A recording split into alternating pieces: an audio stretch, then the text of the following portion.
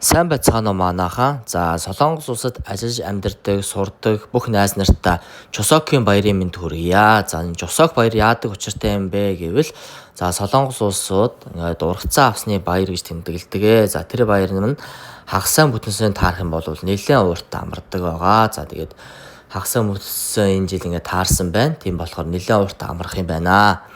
За тэгээд би нэлээд урт амрахыгаа мэдсэн болохоор гэртээ сайхан халуун гэрийн борцог хийхээр шийдсэн байнамаа. За тэгээд би борцог хийх гээд гадуур өнөдөр дэлгүүр хоршоо явж борцогныхаа материалыг давхараас хүнсээ цуглуулж амжлаа.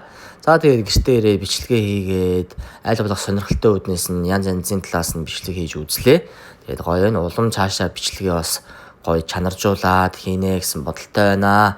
Тэгээд та хэд манай надаар одоо ямар бичлэгийг хийх сонирхолтой байна. Комент хэсэгт бичээд өгөөрэй. Би бас бичлэгээ бас илүү гоё сонирхолтой болох үүднээс та хэдээсээ асуусан дээр гэж бодож байна. За тэгээд миний гэрийн халуун борцтой хамт миний бичлэгийг үзсэн найз нартай бүгдээрэнд нь баярлалаа. Гэрийн борцог гэртээ сайхан хийж идлээ. Бүгдээрээ Чосокороо сайхан амраад ирэх сарда амжилт хүсье.